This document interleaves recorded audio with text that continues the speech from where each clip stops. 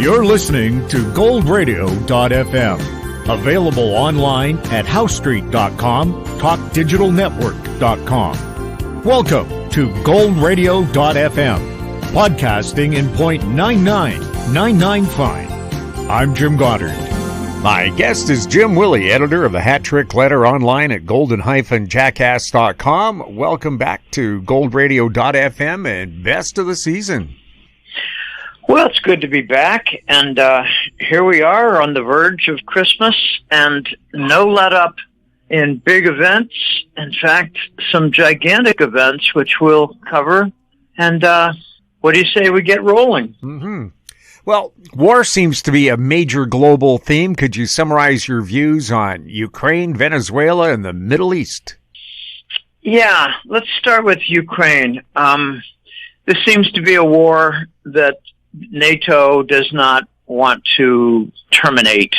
And as a result, they're sabotaging every effort by Trump to bring about a ceasefire, a truce, and a surrender. NATO doesn't want to surrender because there's much more population in Ukraine to wipe out. In fact, the EU Commission, I regard them as the fascists running Brussels, and they've actually threatened to dump collectively $2.4 trillion of treasury bonds suddenly in order to have Trump pull back, withdraw his initiatives for peace. They don't want peace. NATO doesn't want peace. And they're a really big problem. So I really don't know how this is going to end. But if there are further attacks inside Russia, Russia is sooner or later going to hit NATO bases in European countries. So it's at a stalemate, and there's really not a whole lot of progress. And there is a general attrition wiping out the Ukraine male population. And people need to understand, this is not well known, and it's certainly not in the press, but Ukraine is the trafficking center of Europe. All kinds of trafficking is going on. Drugs, kids, bioweapons, adrenochrome, everything. It's a very hot topic. I try to leave it alone, but I just want to mention it in passing. Moving on to Venezuela. It appears that the United States has declared war against Venezuela. There are numerous, it's hard to give them a good name, fast-moving boats with twin powerful engines that move at 50 miles an hour. That's hard to imagine on a lake at a resort. 50 to 50 miles an hour. And this is in the open sea. And they're carrying drugs. They're carrying much more than drugs. And there's a big debate on whether it's lawful for the U.S. military to seize them, to board them, and to destroy them with ignored warnings. And I believe that they are lawful. That's my opinion. I believe it's lawful. I think it's a war zone. It's far more than drugs. I'm talking about narcotics, amphetamines, fentanyl, you name it. It's more than that. I've heard from military sources that on these fast-moving boats, and these are boats, 20 feet long, 25 feet long, 8, 10 feet wide. They're not huge, but they carry a big cargo. They can hold a ton. I'm told that they are carrying microbes to infect U.S. farmland. I don't think all of them are, but some of them are. So there is a general attack going on. And it's becoming more widespread known that Venezuela was a major center for developing fraudulent voting machines and as an internet site, a hub for falsifying voting data in U.S. elections. I regard Venezuela as a narco state. They had an election several months ago. A certain woman, a progressive, a conservative type, an anti-narco type, won, and she was intimidated to step back so that Maduro could continue. This is a narco state. They're conducting assaults on the U.S. nation. And just for some reference, the distance between Caracas, Venezuela, and Miami is about 1,500 miles. So it's not far and it's not close. I think there might be an invasion. I think it's first going to be commandos, special forces. I heard a report a week ago that Maduro went into hiding. He's the strong man. I love that word. He's the autocrat. He's the dictator. He's the fascist leader. He's the narco state's Führer. We're at war with Venezuela. They unloaded, I think it was 20 to 30,000 prisoners, many of whom were from the Tren de Aragua cartel. They went all over the United States. They conducted assaults on buildings in Texas, Denver, and elsewhere. Okay, this is a narco state. We're at war with Venezuela, and I'm 100% behind Trump, and I believe all his high sea actions have been legally carried out from what I understand. Okay, the Middle East, let's just say a certain little country that controls a lot of the U.S. Congress and a lot of judges and a lot of other officials in the United States with bribery in a circular funding from the United States to that country that goes back in the form of bribery. They have pretty much won a license for genocide. What's going on in the Middle East war-wise? No, I'm sorry. I just answered that. Could you go to the question zero, Jim? Okay. About silver? Sure. With silver, huge developments have hit the stage. Can you summarize some major events? This is very complex, very exciting, and historically unprecedented. We had hints a few months ago with weird activity between London and New York for vacating vault supply for silver and gold. Silver is a little bit more in focus right now because there's an industrial deficit. It's been going on for years. Let me give you a preview, a preliminary concept regarding silver. 10 years ago, 12 years ago, the price of silver was less than half of what it is now. So now the price is more than double what it was a decade ago or more. The price is double and the mine output is less. The price is double and the output for global mining is less. And it's declining every year. Okay, we're in a situation, it's called inelastic supply. Inelastic supply. It doesn't matter if the price goes up. We're not going to see much more supply. The only new source of supply will come from recycling and, I'm sorry to say, but citizens giving up their silver just to maintain their standard of living and pay the bills. We've got inelastic demand. As the price goes up, the demand goes up. We got inelastic supply. As the price goes up, the supply goes down. Okay, J.P. Morgan. Oh, I should mention something else. It was a few weeks ago. Thanksgiving, Wednesday and Friday were big events. The COMEX shut down for what they called air conditioning problems. I call it a sewage backup problem that hit the floor, fecal matter on the floor. That's my metaphor for corruption hitting the floor.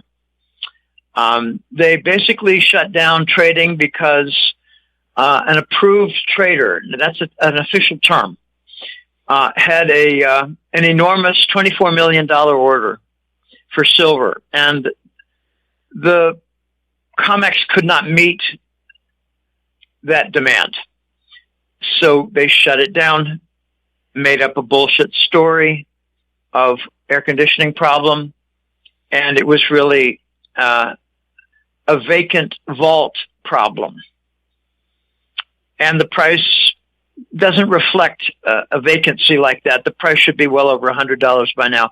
But we're getting there. We will get there, maybe by next year. In fact, I'm rather confident by next year. Okay, there are other events that are magnificent. JP Morgan pulled $24 million worth of silver that day out of eligible and made it registered. And I believe what that means is it's no longer eligible for the ramp and delivery, and it's in the vault, but it's declared as do not touch. And since the price has gone up $10, $12, $14 since, we've got a $300 million gain by JP Morgan on that amount of silver that was not permitted to be legally delivered according to futures contract. So we got a crime scene in the COMEX.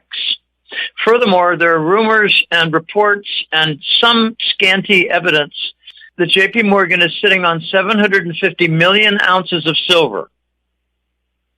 750 million ounces of silver in a long position, but at the same time, they've got 40,000 short contracts in silver, short.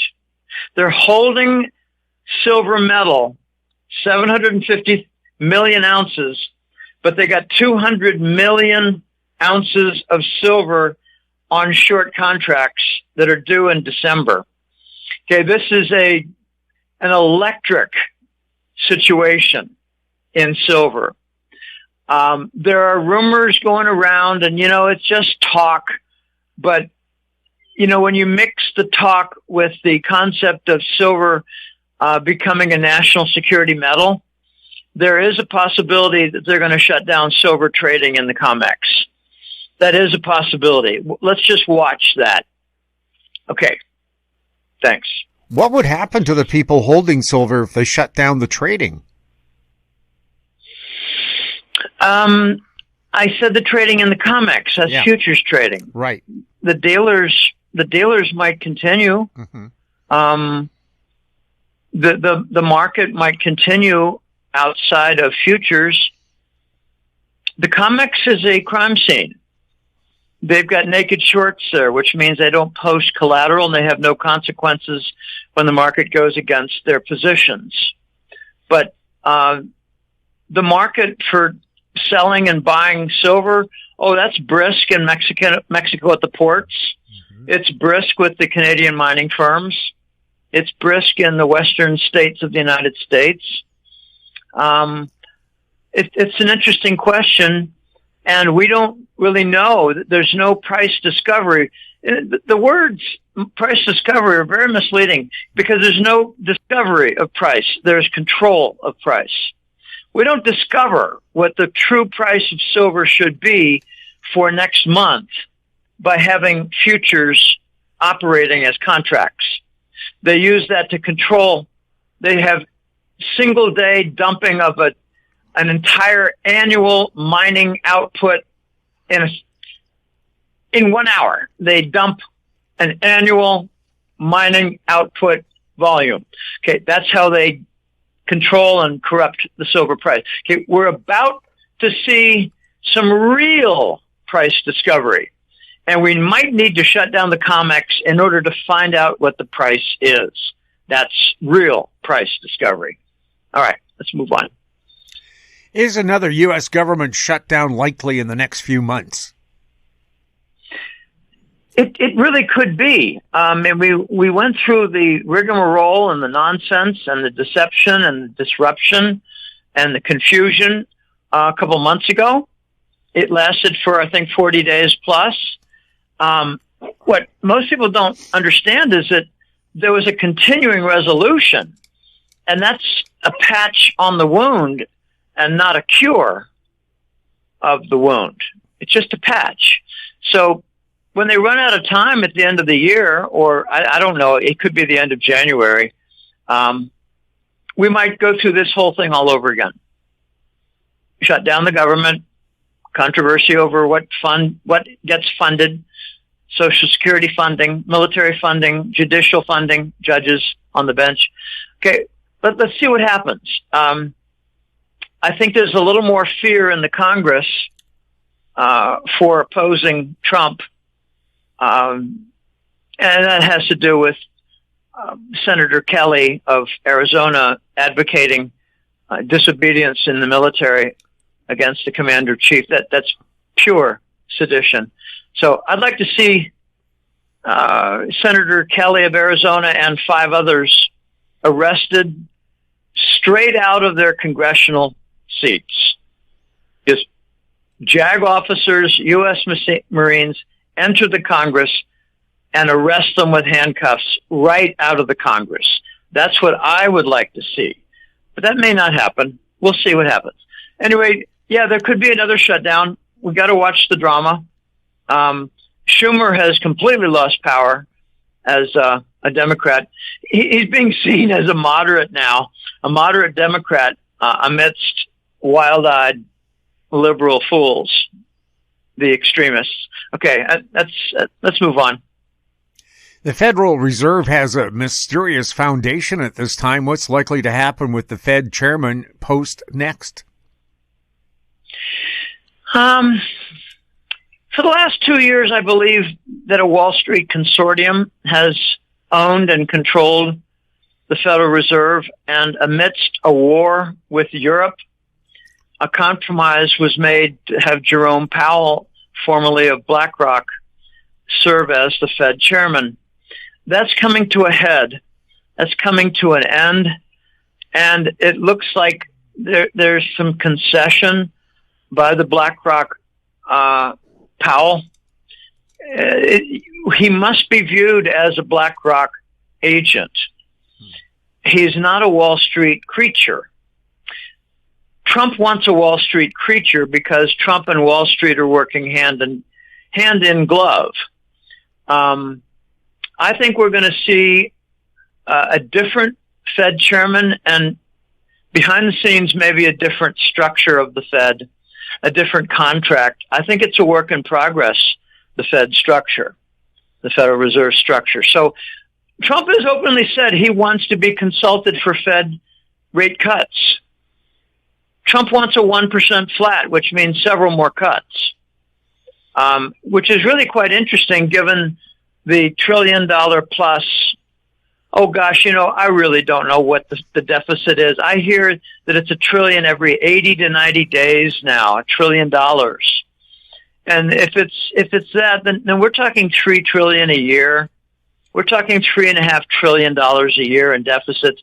I don't know how much funny accounting they conduct, but I believe Trump is going to get his man as chairman. He's going to get the rate cuts.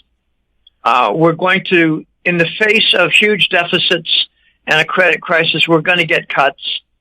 We're going to see empty rooms for Treasury bond auctions. You need to raise the rates to have people show up to buy bonds. If you lower them, you get an empty room. So we're going to be buying our own bonds. We'll have the Exchange Stabilization Fund as a big buyer.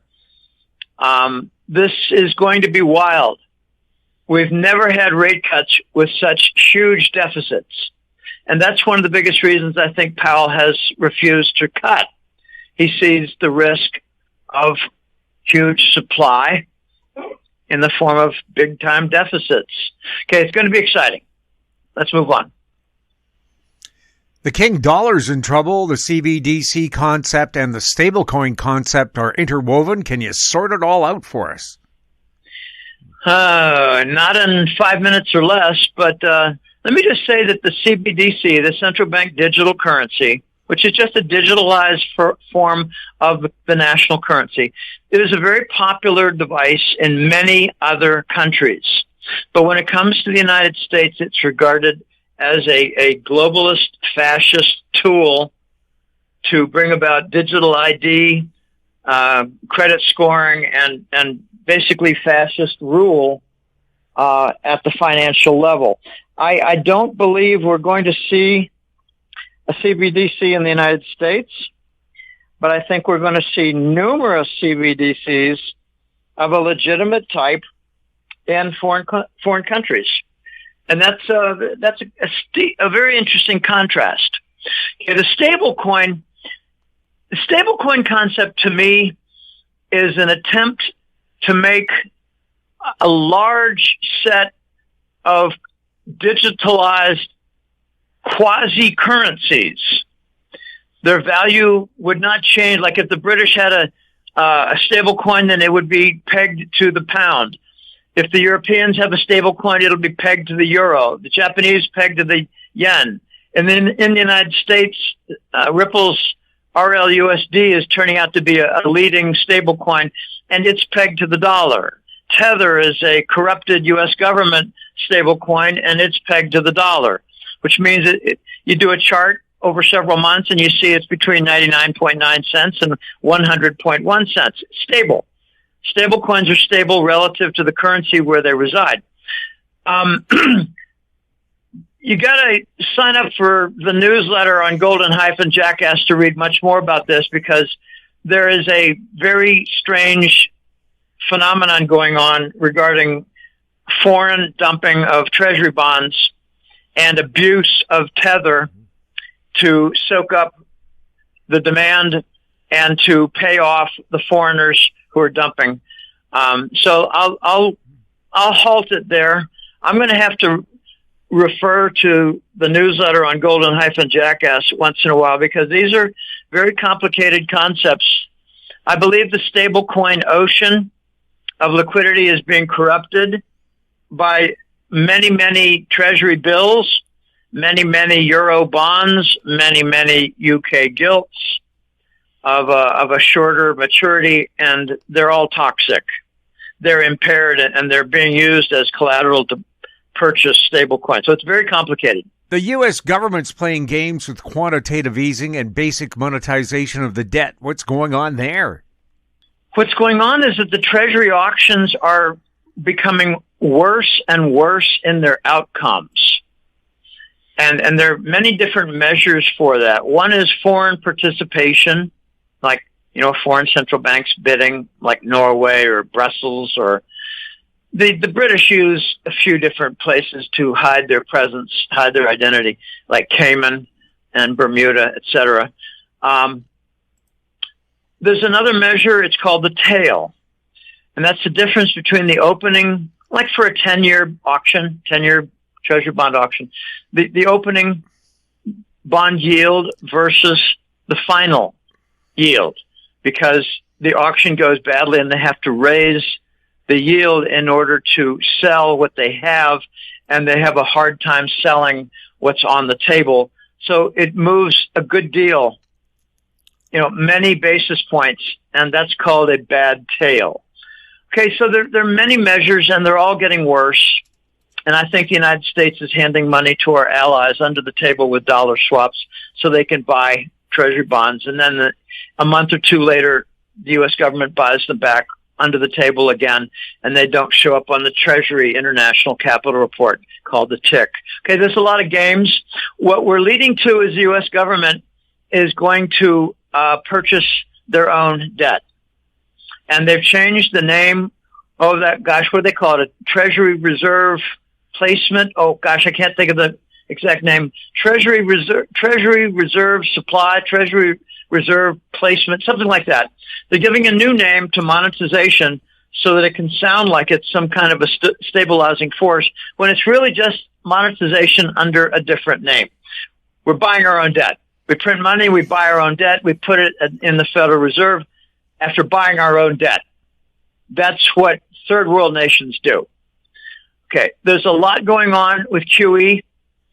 There are some relief valves like repo, and you got to sign up for the newsletter on golden-jackass.com, because the repo will be a topic in December.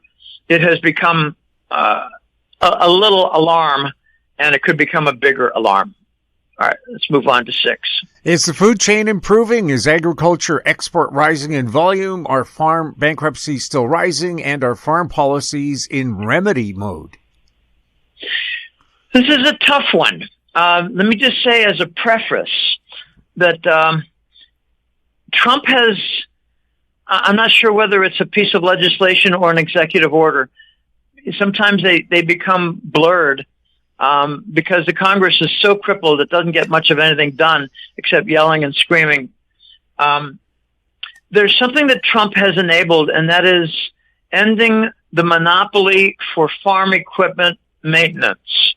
I'll give you an example. It could be International Harvester, or it could be John Deere. Let's just say John Deere, because that's the stories. Those are the stories that I hear most about. A farmer has a problem with his, I don't know, a machine for wheat or corn, and it needs needs maintenance. A combine needs maintenance. I don't know. There's a thresher. Yeah, it's called the combine. It's called the combine. Yeah. Yeah. Okay. Well, I just regard it as machinery that needs repair, and they have to call up John Deere to do it because there's no legal under contract. There's no legal entity that could come in and do the repair of the John Deere equipment and use, say, OEM devices in the repair. And instead they have to pay 10 times more for the maintenance from John Deere for parts and labor. I'm not making that up. It's 10 times more. I might be low. It could be much more than that. But those are the complaints for the last 20, 30 years among U.S. farmers, that the major corporations are gouging on parts, labor, and they're not exactly prompt in arriving. So it's an extortion situation and setting. Okay, that's the preliminary. Okay, the food chain is improving a little bit. There is more supply. Some of the food prices are calmer than before, but there's still price inflation. And the food component is one of them. I saw a report from the Chapwood CPI, and it indicated that in the year 2024, we were still between 8 and 10% across the United States for price inflation, and the food prices were right in the middle of all that. I think we've seen the biggest improvement in the price of gasoline and diesel. We've not seen much progress with insurance. We've not seen much progress with, say, cable TV or electricity. Electricity continues on an upward spiral. So that's, okay, I'm getting away from agriculture. Trump needs to do something about meeting the farm supply with exports. We've basically screwed ourselves with respect to Chinese purchase of our agricultural products. And this was, I believe, a failure in the Trump 1 administration.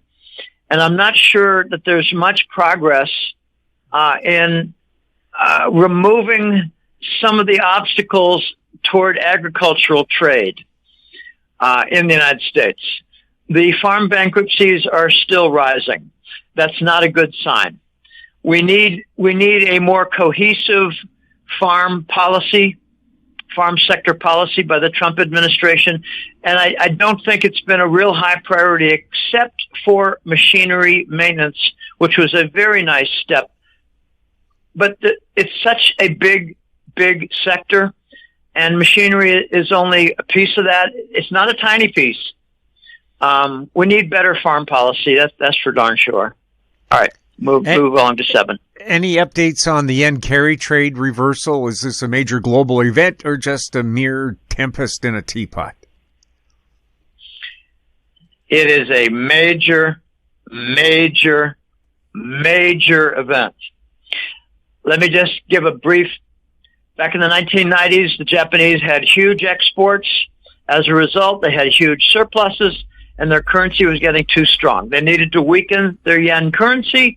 They asked for some advice. Wall Street stepped in and said, why don't you offer 0% interest rate, and that will bring down your currency. But in the meantime, Wall Street borrowed, I believe in that decade, I believe in that decade, Wall Street borrowed over $5 trillion, not billion, trillion with a T as in Tommy. I think they borrowed $5 trillion. I read about it in Barron's in the 1990s. It was considered to be a smart arbitrage by Wall Street because they borrowed at 0% from Japan and invested in 6, 8, 10% in the United States, made a huge profit, totaling in the trillions of profit for Wall Street banks over the decades. And now it's going into reverse because the Japanese are raising interest rates. The Japanese have numerous different problems, which I discussed at length in the November report on Golden-Jackass. In the November report, an entire chapter on the reversal of the yen carry trade. They're seeing the largest increases in recent history, I mean in a generation, in a 30 to 40 year period. Very large increases in their long-term bonds. What it's doing is it's attracting their own money to come home. They're calling it repatriated yen. So the Japanese, with their huge savings, had been financing euro bonds, had been financing treasury bonds, and now they're coming home because they're getting a better yield at home. This is all triggering a reversal and an end to the Wall Street yen carry trade, about which volume they are lying. I saw an article 2 or 3 months ago. It said that it could be $200 billion that Wall Street borrowed of yen in order to get a higher yield with treasuries. No, it's more like 3, 5, or 7 trillion. I believe it's between 10 and 30 times larger than what they say. It's not 200 billion. It's in the trillions. So we are probably on the edge of a big event, a global event of dumping treasury bonds. And the BRICS they've got over a year of momentum of dumping treasury bonds. So I think the first point of breakdown would be USD tether, which is abused for matching foreign dumping of treasuries. There's another kicker in here. Okay, during all this instability, the Japanese yen is actually sliding when money is beginning to come back home as repatriated domestic funds. Mm-hmm. They're dumping their treasuries, they're dumping their euro bonds, they're dumping their UK gilts, and they're bringing money back home to Japan. But during the instability, the yen has been bouncing around, a little bit unstable. Well, Warren Buffett of Berkshire Hathaway just announced, he made a statement, then he told of what his trade was. The statement was that every major nation eventually destroys its own currency. And the United States has done a wonderful job to destroy its currency with 38 trillion. You know, as you speak, you've got to update your figure, but I use just rough terms, 38.7 trillion. Maybe by the end of this talk, it'll be 38.8. But anyway, we've destroyed our dollar currency. The king dollar is being dethroned. And Warren Buffett announced a $345 billion investment in the Japanese yen. He sees the beginning of the yen carry trade reversal also. So that's a confirmation of what I've been saying in the newsletter for the last 3 months. It was around September. I said, look for this is the beginning of the yen carry trade reversal. We're going to have a global credit crisis. The dollar and the treasuries will be at the center of it. And, you know, there's some theory. It's Jake Claver and his XRP domino theory. It has a lot of validity. It's a very real scenario that the liquidity crisis for the credit markets, you know, sovereign bonds, will be at such a height that they're going to need a device to manage the transfers and handle the shortage of liquidity, and that could be XRP, and I think that's very, very likely. So no, it's not a tempest in the teapot. It is more like a gigantic, multiple hurricanes, a hurricane off every coast, off every major continent, where they sell sovereign bonds because the Japanese are selling them and everybody is going to be selling the treasury bond. Would you characterize the digital crypto developments as a global transformation or just an adjustment? It's one of the most exciting global transformations that we will see in our entire lifetimes. I believe this is a major, major event. Let me just offer a little bit of historical background. In the 1960s, the U.S. and Western banking systems went to computerized, and you would get a computer printout of your statement for your savings account or your checking account. That was computerized. Well, in the 1950s, it was not. They went in the next generation, the 1990s. We saw, and some in the 1980s, we saw online access to the bank. We saw internet online access to brokerage accounts. We saw ability to have customer service for major corporations, product information, stuff like that. So in the 60s, it was computerization. In the 90s, it was internet integration. And in the 2020s, it's digitalized. I prefer tokenized assets, digital transfer devices to complete like a wire transfer, SWIFT. SWIFT is a big pack of liars. They said they're not using XRP, but they are. They want to develop their own, but they're not. XRP is a major winner that satisfies ISO 222 standard. XRP and XLM by Stellar. XRP by Ripple. This is a major, major transformation.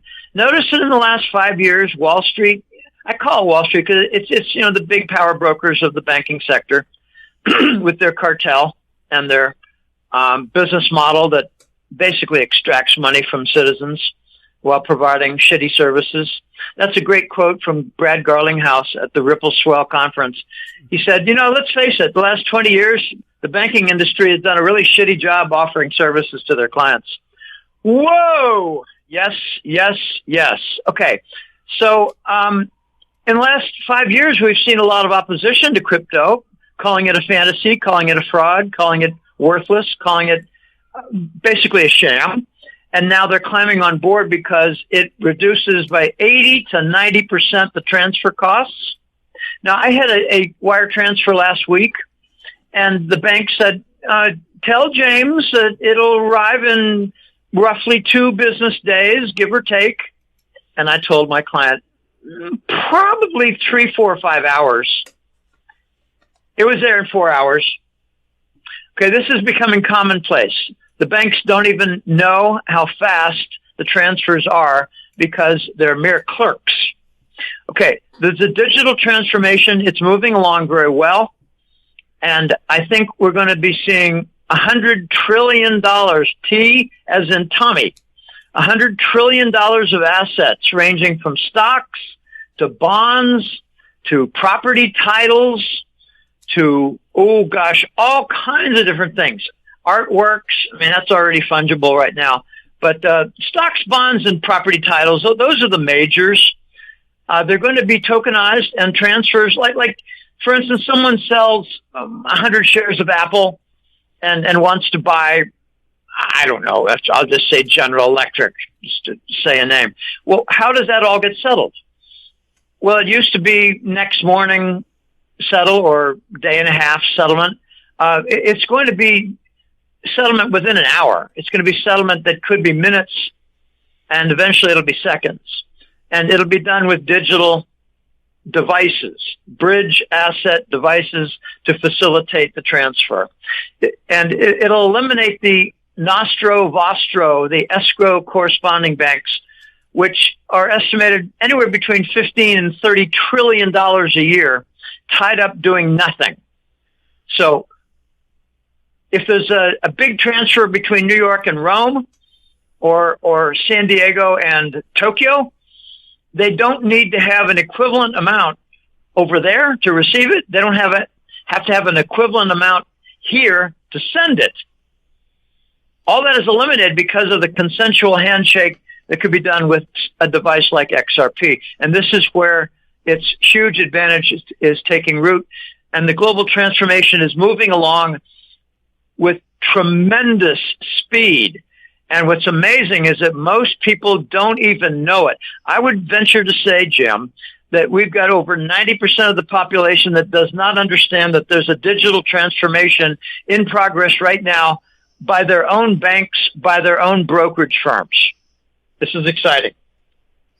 What do you expect to be the major banking development next year, and will it involve digital finance?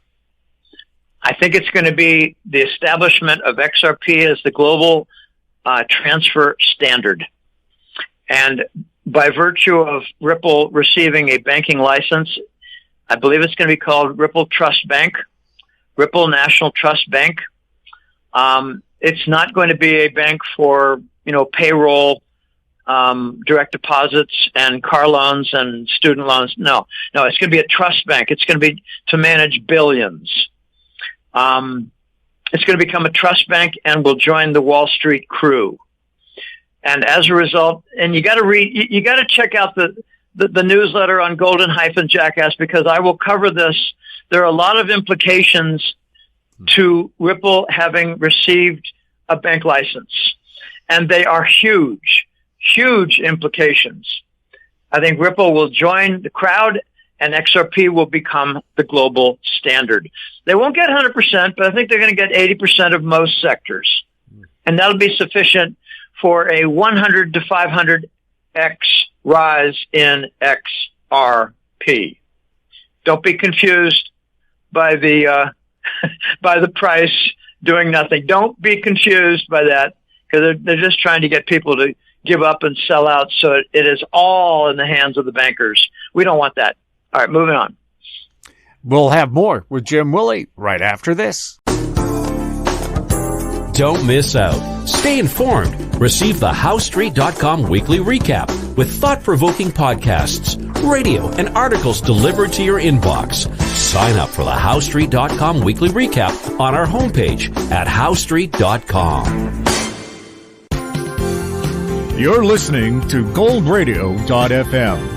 Available online at HowStreet.com, TalkDigitalNetwork.com. We're speaking with Jim Willie. Jim, any new developments with the Alberta and Saskatchewan departure from Canada's Confederation?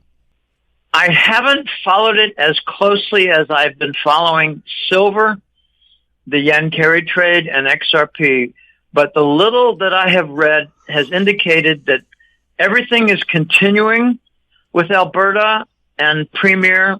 For Americans, that's their word, the Canadian name for governor. Alberta's Premier, Danielle Smith, and what's his name? Saskatchewan's Scott Moe. My understanding is that everything is continuing apace. And Carney, he is panicking because Alberta and Saskatchewan are not going to comply with electricity rules. They're not going to comply with tax rules. They're not going to comply with trade rules.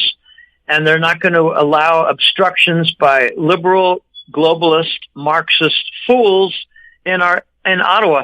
Okay, what I heard was, kind of a short article, and I got to admit that I haven't kept up as much as I did in November. I had an entire chapter on the Canadian separation in November for the Golden-Jackass publication, the newsletter. But I saw a title that progress toward becoming the 50 number 51 through 54. Now, I'm a little confused because there's Alberta, Saskatchewan, and Manitoba. And I guess the fellow, the premier in Manitoba is a native. He's got native blood. He does not have any semblance of being a white, a white fellow. I think he's tribal, and I can't think of his name. It's an unusual name, but that's 3 provinces. I don't know what the 4th province is. I believe it's Quebec, but I'm not certain of that. Quebec has been pissed off for 30 years. No, Quebec has been pissed off ever since the British beat them in Quebec City back in the 1700s. Yeah, but they've been pissed off ever since the separation movement in the 1990s regarding 1960s. French and 1960s was the big okay, FLQ but crisis. there was a formal event in the 1990s. I think it was 97, where the Canadian High Court laid out the procedure for a province to break away from the Federation, and that is what I focused on in the November newsletter. I know that it goes back to the 60s. It's been a long, long time. But anyway, I think that everything is on pace and nothing has been interrupted. And this is really a remarkable separation movement. It's nonviolent, and they've gotten all the legal framework lined up. And it's an amazing sequence that the liberal Marxist, communist, globalist fools in Ottawa have been taken off guard. They don't quite know how to handle this. And now you got 7-Eleven shutting down. You got, Crown Royal whiskey, they've shut down. And there's a couple more that have shut down across Canada because they don't want to deal with all this crap. The Western provinces are breaking away. The part I don't quite understand, I don't wish to discuss it here, just to say, I know there's an interior British Columbia movement that I don't quite understand because they don't like the Chinese-run Vancouver, which is where you're sitting. Okay, let's move on, Jim, please. Is the globalist cabal trying to resolve global problems or trying to do something more sinister and nefarious? I think they realize that their vaccine, the mRNA, messenger ribonucleic acid mRNA vaccine designed to kill, maim, wreck immune systems, open the door to cancer. It wasn't as successful as they wanted. So the cabal has been resorting to vaccinating livestock, vaccinating poultry, poisoning the air with chemtrails. Robert Kennedy has done a great job. He just revealed that some of the causes of cancer are chemtrails. They're trying to poison the water. For those who buy salt, try looking for non-fluoridated salt.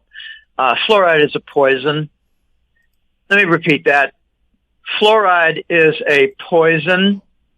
It killed numerous people at the Manhattan Project in the 1940s when they made the atomic bomb. Fluoride poisoning. So they put fluoride poisoning in our salt to reduce human intelligence. And they say that it's for strengthening tooth structure. That's like something you read on the shithouse wall. Okay, so there's a lot of effort to poison the air, poison the food, poison the water, and to poison the education system to make everybody arguing over gender instead of math and science. So yeah, there's a lot of nefarious stuff going on.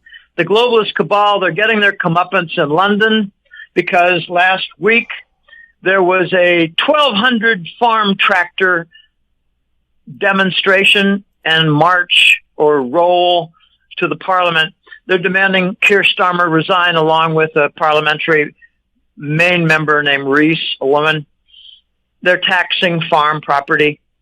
They're taxing it like £200,000. They're taxing farm property to fill the holes in their budget. Okay, the globalists are getting their comeuppance. It's all flying back in their faces. I'd like to see farm tractors march in Netherlands and in France. And let's get on with the destruction and collapse of the European Union. Let's get on with it. The World Economic Forum slogan is "You'll own nothing and be happy." How would they make people own nothing? Well, just lose your property with a mortgage dispute, failure from lost job, lost income. So endure the shame and hardship of a foreclosure. It's becoming harder to get a mortgage loan. So rents are going up. And the migrants, the 20 million migrant trash that came into the United States over the last 6 years, they have raised the rents. So it's becoming difficult to manage housing. while the electricity is way under capacity, there's no great national effort, not even by Trump, to improve the electric grid and its capacity. So electricity prices are going up, costs. They're doing the most damage. The globalists are. World Economic Forum out of Davos, that's their mouthpiece. There's nothing economic about Davos and their World Economic Forum. It's all political. It's all banker. It's all globalist rule, trying to create a global fascist state, eliminate national boundaries, get people confused over whether they're male or female. Hey, I check under the hood. I don't need to check often, but when I check under the hood, I find that I'm male. Not a big problem.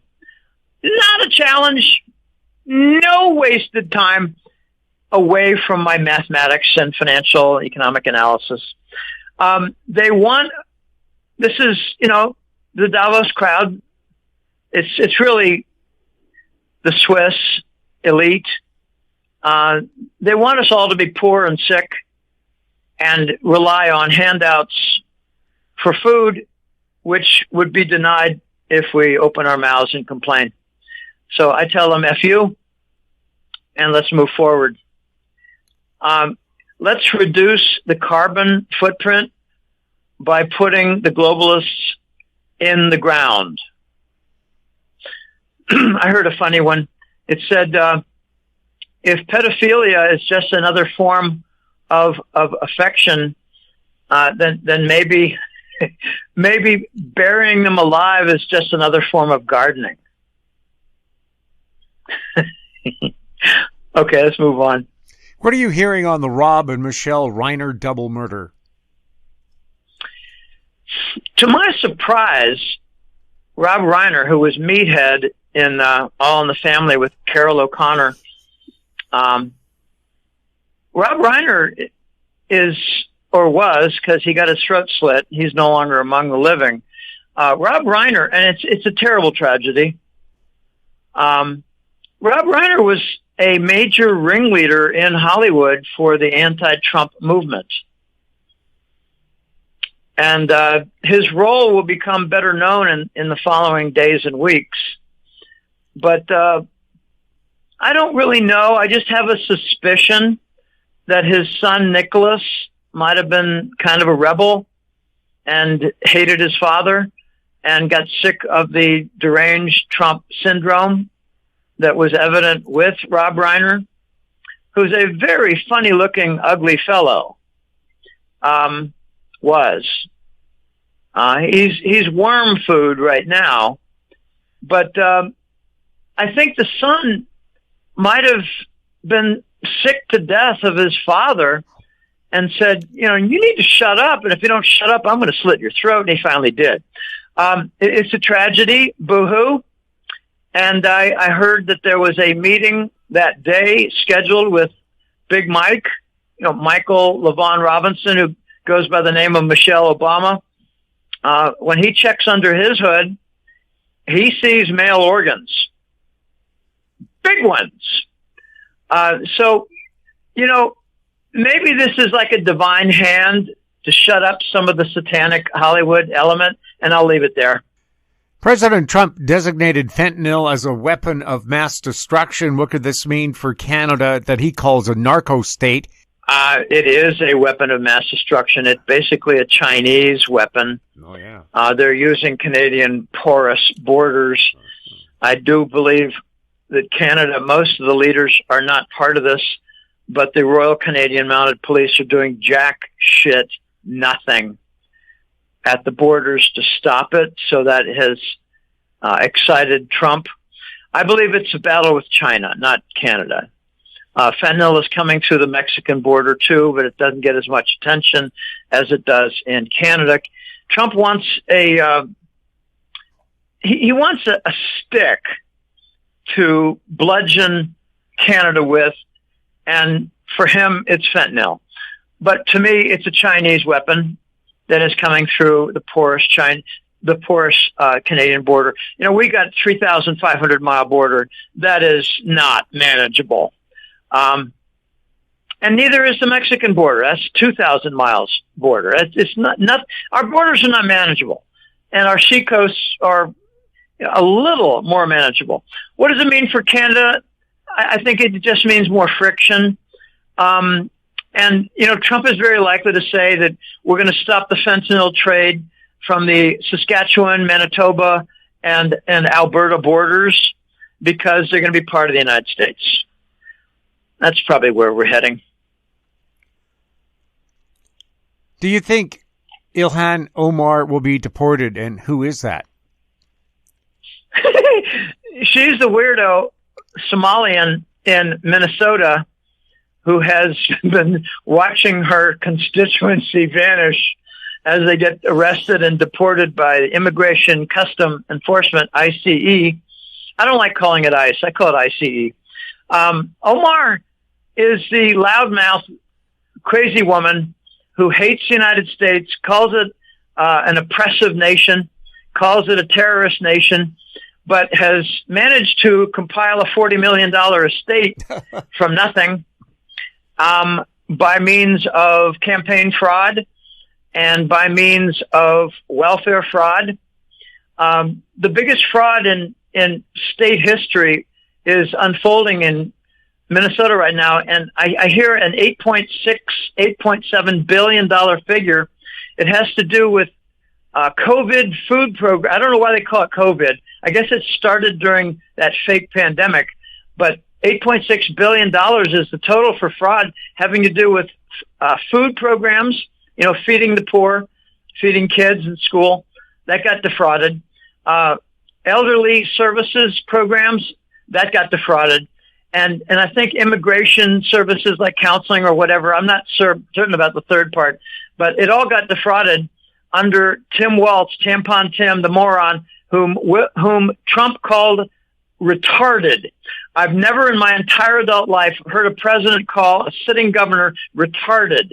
And let me just say, he is showing great signs of being retarded. This is going to blow up. The fraud is now extended to Social Security with the migrants getting Social Security that they're not eligible for in Minnesota. And it's going to blow up and I think take down Governor Walz. Right now there is a non-Somali white woman who has been arrested and prosecuted. Watch her flip and bring down a bunch more of some of the leading Somalis. Let me just say something about intelligence levels, because I've always been studious and trying in my adult life to be an excellent scholar as best I can. And, while I'm really good in studies, I might not be all that great in real life. Real life is tough. But the lowest IQ in my 8th grade class with 60 kids was 82. And the highest was 132. And 82 was the lowest.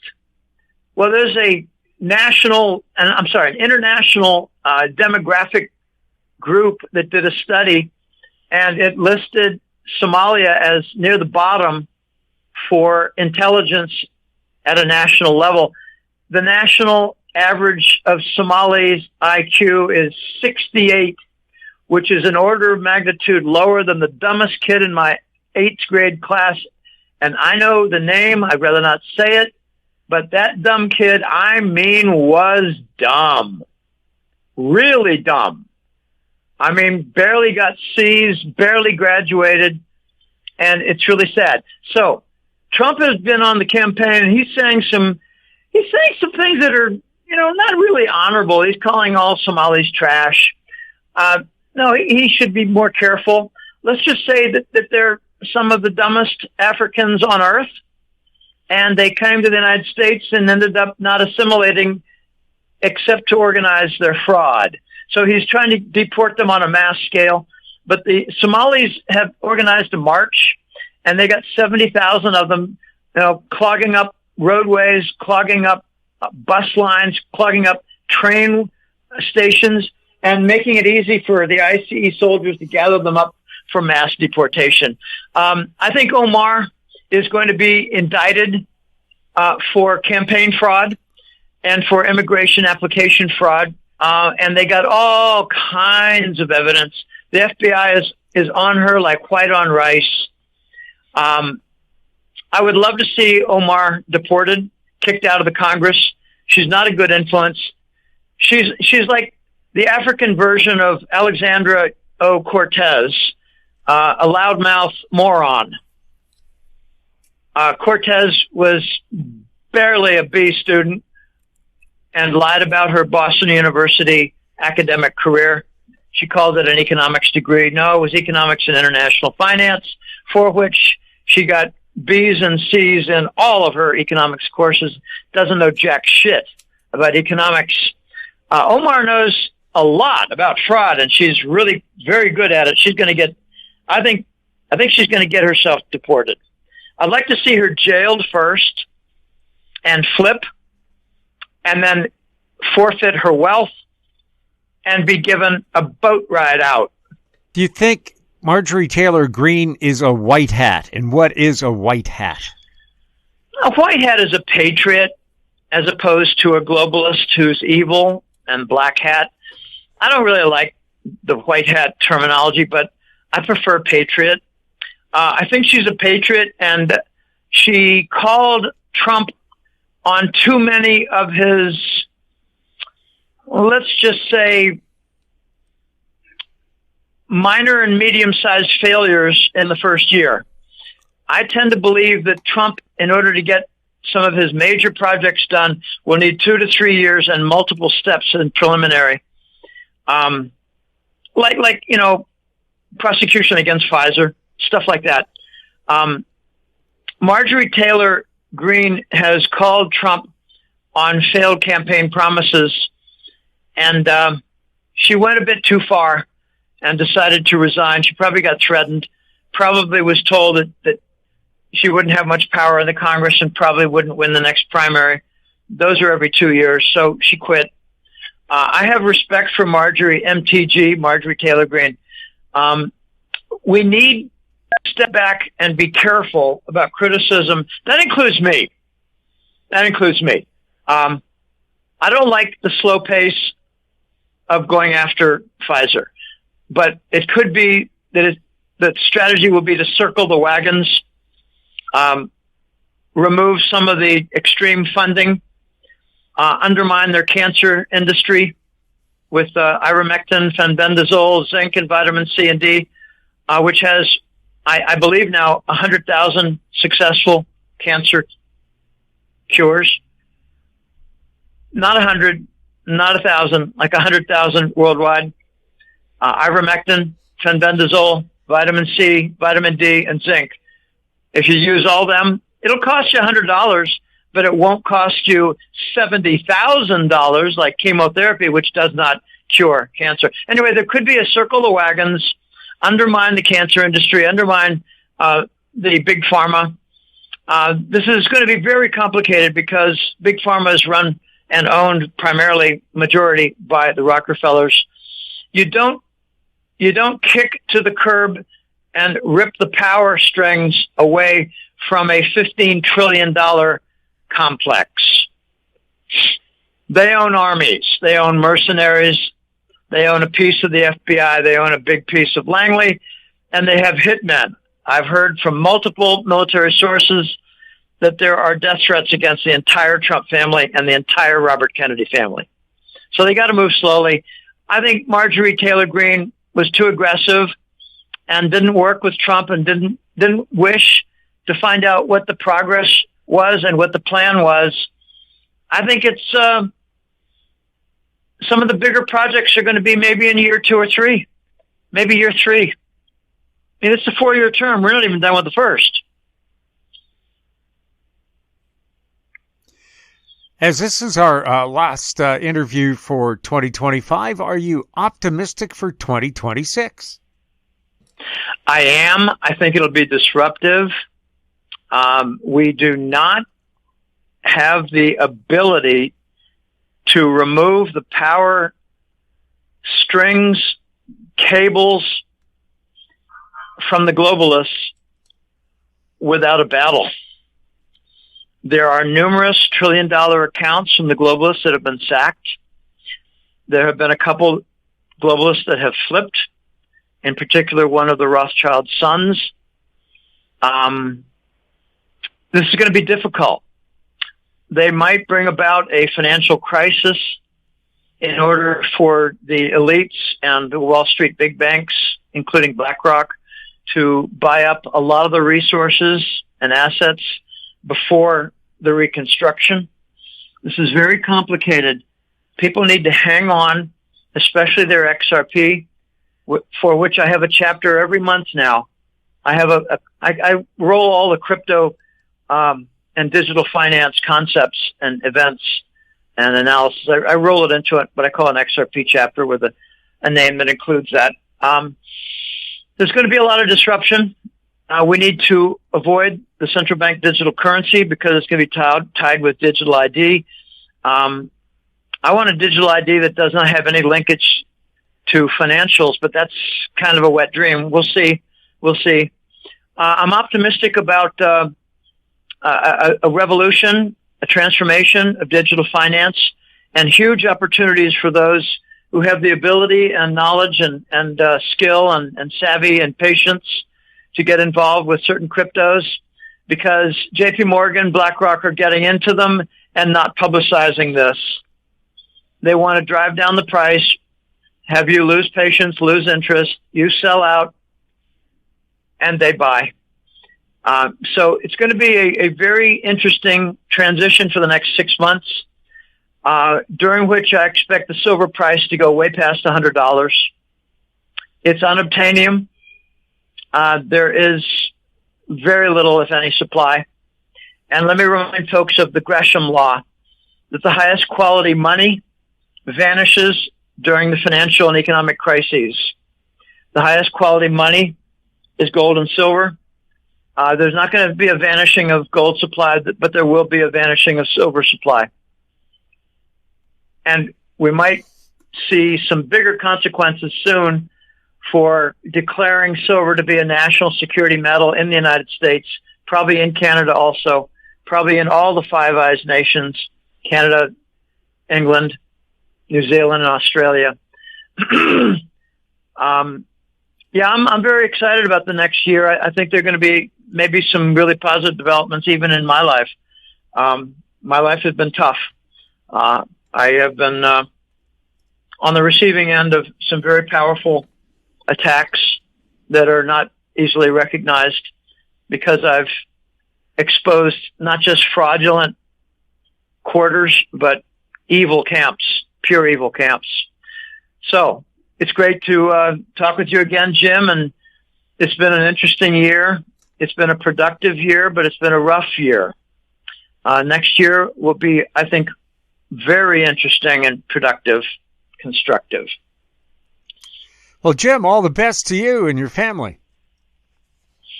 Well, thanks, Jim. And, I really enjoy the football bowl season. And in 2 days, we start the college football bowls. It's a very exciting time. I graduated in 73 from Ohio State University. We lost to Indiana, and it wasn't a critical game. I hope it was a motivating game where it put some fire in the belly and under the butts of these players, because this is for all the marbles now. I really enjoy college football bowl season. Probably for me the most exciting of all the different sports seasons. That's just for me. Thank you so much again, Jim. Okay, great being on. Go to golden-jackass.com, sign up for the newsletter, make a donation, make a consult order. I've done 800 of them in the last 6 years. 6 years. All right, thanks for having me on. Bye now. My guest has been Jim Willie, editor of the Hat Trick Letter, online at golden-jackass.com.